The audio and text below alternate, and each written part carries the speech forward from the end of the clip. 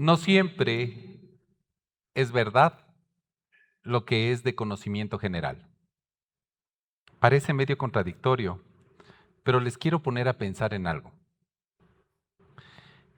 ¿Quiénes piensan aquí en el auditorio que el país, el Ecuador, tiene un grave problema de seguridad? Todos, todos. Y que es un problema social muy fuerte. Pero les quiero contar que hay un país muy desarrollado, como podría ser Corea del Sur, y este Corea del Sur tiene un problema social de muertes mucho más grave que el del Ecuador. Tanto así que cada uno de nosotros que estamos aquí tenemos 7 veces menos probabilidades de que venga un delincuente, nos apunte en la cabeza y dispare. ¿Qué Corea del Sur? Que un familiar nuestro en Corea del Sur se suicide. 7 veces. Y es un problema social. ¿Por qué? Porque no entró a la universidad el chico, se suicida. Porque no le gusta su nariz, porque hay una competencia de belleza, se suicida. Porque no pudo conseguir el trabajo que esperaba, se suicida. ¿Por qué? Porque su novia le dejó, se suicida.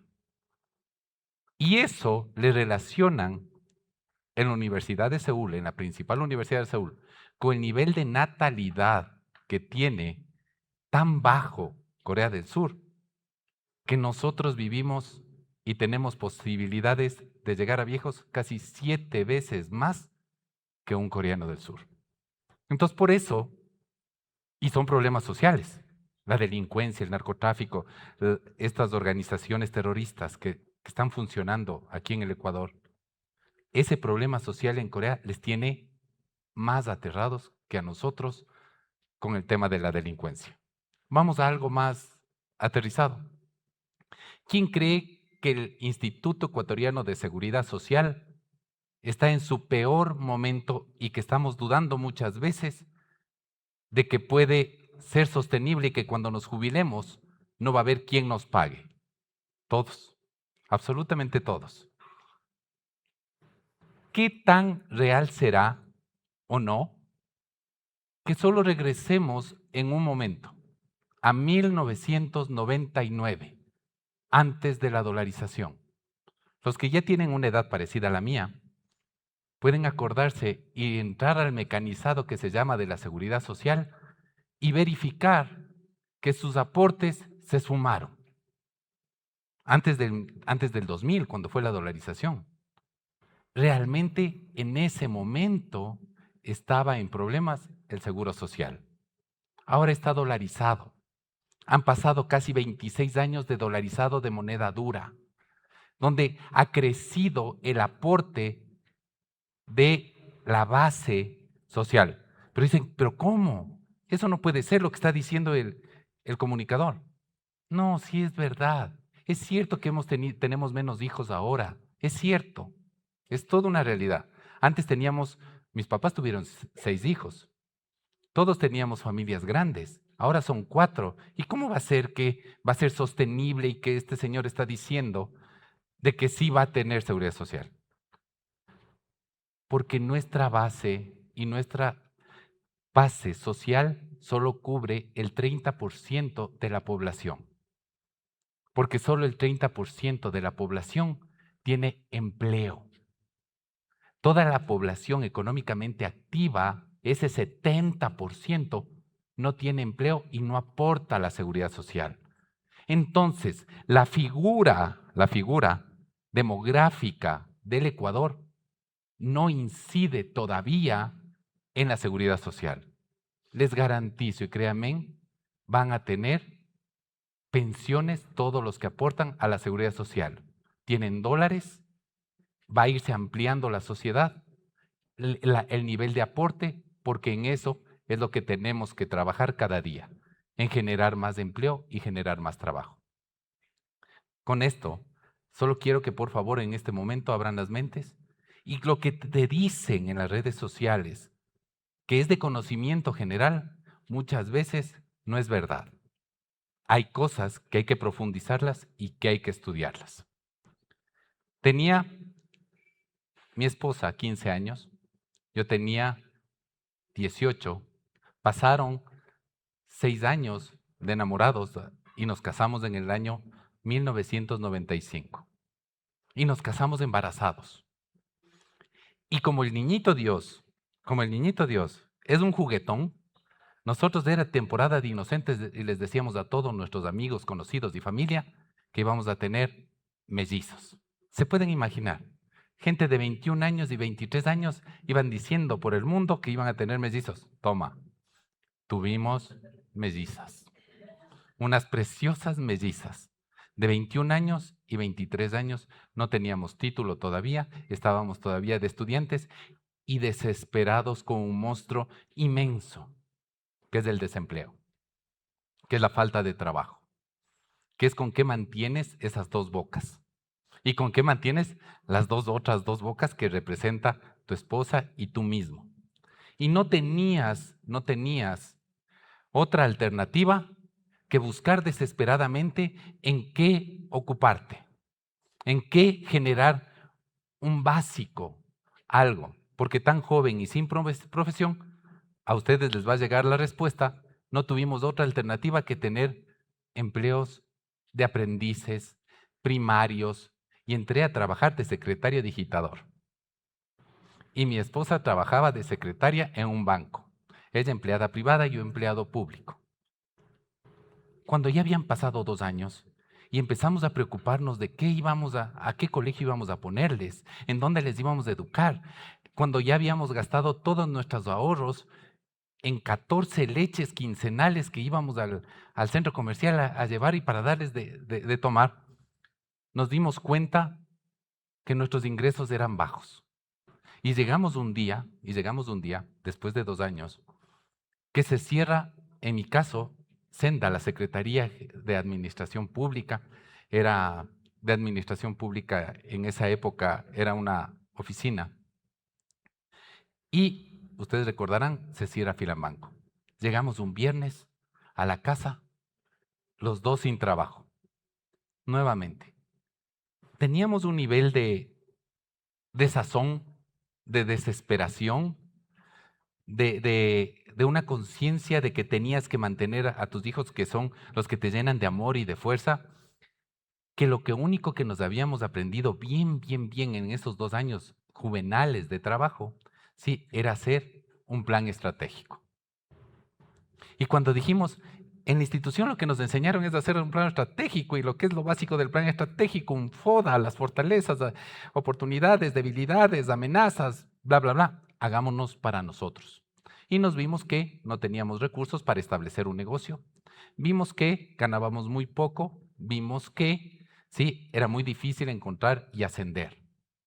Entonces ahí nos dimos cuenta que lo único que teníamos a la mano era las ganas de estudiar. Entonces, cuando entramos a trabajar, nuevamente buscando en qué hacer y todo lo demás, empezamos al revés de lo que se dice. Empezamos a estudiar en lo que trabajamos. Y eso es lo que les quiero comunicar. No es verdad que es más fácil primero estudiar y luego trabajar. Es muy complicado en nuestro país. No estamos en Europa, no estamos en un primer mundo, ¿sí? Nuestro país es precioso, pero lo primero que se tiene que hacer es regrésate a ver en qué estás trabajando, qué actividad tienes y estudia en lo que trabajas. ¿Qué significa estudia en lo que trabajas? Que me tocó trabajar en un área de abogados de una institución pública y estudié Derecho. Y terminé la carrera de Derecho. A mi esposa le entró en un banco y conversamos. ¿Y qué más iba a hacer? Seguir ingeniería en banca y finanzas. Así a ella le guste más o se sentía más hábil con las letras. Pero tenías que formarte para lo que trabajas. Porque el objetivo era tratar a nuestros jefes y a nuestra institución como nuestro cliente, con la mejor capacidad que tengamos y de la mejor forma que podamos. Después, el mundo siguió pasando y nos cambiaron. Yo pasé a una institución técnica que regulaba tarifas para un servicio público. Entonces, después de haber sacado el doctorado en jurisprudencia, la licenciatura en ciencias sociales, sin asco y sin miedo a estudiar economía, porque tenía que entender cómo se fijan tarifas. Y como era abogado, lo primero que tuve que hacer es aprender matemáticas. Entonces conseguí clases de matemáticas de 8 a 10 de la mañana todos los días para poder entender la economía. Y a mi señora, porque así somos, las empresas familiares, soy agricultor, ustedes me ven. Esa foto no es tan real, la de corbata. ¿Sí? La verdad es que le pasaron al área jurídica y le hicieron revisar la constitución de las hipotecas que tenía el banco. ¿Qué le quedaba hacer? Por fin, estudiar derecho. Y se graduó de abogada. Y pasaron los años y se graduó de abogada. Después, había que aprender administración pública, porque ya fui ascendiendo a través del tiempo y cuando te formas, cuando te educas, no hay otra alternativa que asciendas. Realmente es una gran opción de educación para ascender, crecer y que mejoren tus ingresos. Entonces cogimos y fuimos creciendo. Yo ya tenía que seguir administración pública y por supuesto mi esposa terminó en un puesto muy gerencial de una compañía, de un banco internacional, que sí les puedo decir, Lloyd TSB Bank, y yo en el sector eléctrico. Pero de nuevo, como la pirámide se va cerrando, vas ascendiendo, cada vez el espacio se va disminuyendo, y de nuevo estábamos enfrentados a no tener trabajo.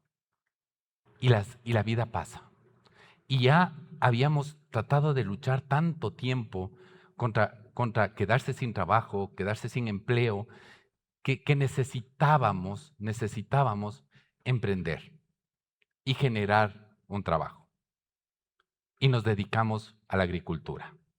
Pero como siempre nos ha gustado estudiar y como reportes, informes internacionales de las Naciones Unidas, de la FAO, siempre nos ha gustado y los comprendemos bien, había que revisarlo. Y a pesar de que los datos decían que el cacao estaba en su peor momento hace 10 años, a $80 el quintal, es decir, aproximadamente $2,000 la tonelada. Pero habíamos revisado los informes de la FAO y se veía que en la parte africana, en donde está Ghana, que es de los países que más cacao producen en el mundo, los africanos manejan el 70% del precio del cacao, porque son grandes productores. Y todo, siendo un commodity, se lo maneja a través de la bolsa de Nueva York y a través de la bolsa de Londres. Esos son los que manejan el precio. Pero yo sí sentía, y sentíamos a lo que revisábamos, que había una oportunidad. Que conociendo la idiosincrasia de África, que es más alta que la nuestra, más complicada que la nuestra, era insostenible que ellos tengan esos niveles de producción.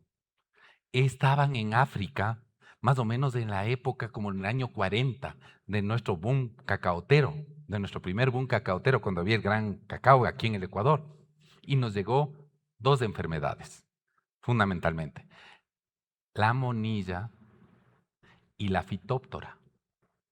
Y no pudimos manejarla. A nosotros nos ha costado 40 años del Plan Nacional de Cacao para recién aprender a ver esos hongos, cómo los atacas, cómo los mantienes, cómo los secas. Pero eso no pasaba en África. Y allá tenían una ventaja económica porque no tienen responsabilidad social. En el año 2023, en Ghana, capturaron a 1,003,000 niños para hacerles trabajar en el cacao, en las plantaciones, como esclavos, niños. Entonces, realmente nosotros veíamos eso con un poco de desesperación porque ya estábamos convencidos, y les digo con toda transparencia, en esos años nosotros veíamos, viniendo de sectores tan organizados, que se caía la dolarización. Para nosotros se caía la dolarización. No había de dónde sostener. Lo que entraba al país versus lo que salía, aquí no imprimimos, somos país dolarizado. ¿Cómo lo haces? Necesitábamos buscar un producto de exportación y a igual, después de haber leído esos datos, dijimos, vamos por el cacao, porque se vende. Porque leche, noticia, el Ecuador no es país productor de leche. La leche se produce en grandes extensiones, es Argentina, puede ser Paraguay, es Australia, en donde puedes poner grandes datos ganaderos y poner pasteurizadoras y que puedas tener leche en polvo, porque la leche fresca, pasa lo que está pasando en Ibarra, te toca botar cuando no hay quien te recoja. Y eso más tiene un valor regulado que te toca vender. Entonces, con esa desesperación que siempre hemos tenido en la casa, de buscar trabajo, de tener algo productivo, revisamos esos reportes y dijimos, vamos por el cacao. Y para tener corredores olímpicos, porque necesitábamos corredores olímpicos, porque no había forma de tener un buen corredor olímpico, que son árboles, recuerden que no es maíz el cacao, son árboles que están, la literatura dice que viven 30 años. Entonces, si tú desde chiquito no le cuidas las raíces, que son las patitas de la planta, ¿cómo esperas que se alimente bien y que te produzca lo que te debe producir? Para su información, el país tiene 516,000 hectáreas de cacao. Se produce aproximadamente 0.4 toneladas. 0.4 toneladas. Es decir, aproximadamente 10 quintales por hectárea de cacao. Cuando lo que realmente debemos producir son 2,5 toneladas. Tenemos la tecnología, hay cómo hacerlo. Pero claro, hay que cuidarle desde chiquito, hay que darle de comer bien los 5 primeros años antes de que vaya a la escuela, porque no produce los 5 primeros años. Produce desde el año 5 hasta el año 7, donde se estabiliza la producción y ahí recién puedes tener la señal de los próximos 30 años. Entonces, teníamos una desesperación por conseguir la mejor variedad. Y otra cosa también, no crean que el cacao nacional es el mejor. Ese es el cacao de la pobreza. Ese amarillito así, ese es el cacao de la pobreza. Porque ese cacao, a pesar de ser rico y originalmente produce solo el 30% de lo que produce el CCN 51, que muy orgullosamente es un cacao totalmente desarrollado aquí en el Ecuador y en una institución pública, en el INIAP. El INIAP es el que crea, con uno de sus científicos, con uno de sus funcionarios, crea el CCN 51. Produce 3 veces lo que produce un árbol de cacao nacional. Y no hay diferencia en el precio. El mercado no te lo reconoce. Cuando más te dicen es el 8%. Eso te voy a dar. Y solo es un tema de mejorar la post cosecha. Pero entonces les cuento, cogimos e hicimos, por supuesto, unos viveros lindísimos, lindísimos, y sembramos el cacao, el CCN 51, y con mucho esfuerzo, revisándoles como son los niños, criándole desde chiquito y viéndole primero que esté limpio, bien bañado, que no tenga liendras, que no tenga ninguna cosa, es decir, que no tenga enfermedades, cuidándole que no le dé, en este caso, fitóptora. La fitóptora viene del agua, es por abajo, son hongos, y que no le dé monilla, que son unos polvos blancos que tiene la mazorca y que se difunden. Y eso hemos aprendido aquí en el Ecuador y somos los dueños de esa tecnología. Es solo de hacerle el pelo en verano, para que cuando llegue el invierno y este sequito, es como que te secas y el viento y el sol mata los hongos. Y escoges el número de ramas, que no hayan 5, 6, 7 ramas productivas. Vean, es suficiente que tenga 3 ramitas productivas. 3 ramitas productivas. Y ahí vas a tener un árbol fuerte, porque recuerden que a diferencia de la mayor parte de frutos, no crece en las ramas de afuera, el cacao, crece en los brazos, crece en el tronco. Ahí están los cojinetes florales. Pero si soy abogado, si estudié economía, si estudié administración, ¿cómo es que uno se profundiza en esto? Es porque empiezas si vas a hacer una empresa, si vas a ser un emprendedor. Lo primero, esas son empresas familiares como el 95% de las empresas en el Ecuador. Aprendan administración de empresas familiares. Que sepas conversar con tu esposa, con tus hijos, con quien vayas a trabajar y poner las reglas claras. En el dormitorio no se conversa de negocios. Se asigna una sola habitación independiente. Entonces esas cosas que parecen tan básicas y tan sencillas son de disciplina. Tienen que explicarte. Que las decisiones así sean familiares, se hace un acta de manejo de las decisiones, cosa que nadie se me baja de la camioneta cuando se han tomado las decisiones y se dividen las responsabilidades. Y no hay susceptibilidades entre familiares. Estamos trabajando porque que empiece a llorar el guagua, porque le mandaste a limpiar la mata, estamos en problemas. O sea, tiene que haber respeto al trabajo, tiene que haber disciplina y cada uno hacer lo que le corresponde. Y si no sabe hacer, se va, no de la casa, se va solo del trabajo, porque el negocio, el trabajo tiene que funcionar. Y eso tuvimos que aprender. Entonces seguimos un curso dentro de la casa para administración de empresas familiares. Y teníamos que asimismo entender cómo es la fisiología de la planta del cacao. Y en eso, otro reconocimiento. El Instituto INIAP, el Instituto Nacional Agropecuario del Ecuador, es la mejor institución del país. Clarito. Nosotros hicimos un convenio de investigación, pensamos que nos iban a pedir dinero, porque venían los investigadores, los doctores. Y les digo con sinceridad, los gobiernos no le asignan recursos para investigación al INIAP. Tenían un presupuesto el año pasado de $12,000 y tienen PhDs a nivel de alto doctorado y todos internacionales. Y como no tienen recursos para hacer investigación, solo llegamos a un acuerdo para intercambiar un lote de terreno para hacer investigación. ¿Qué es lo que les quiero decir? Y para concluir, por favor, estudien en lo que trabajan.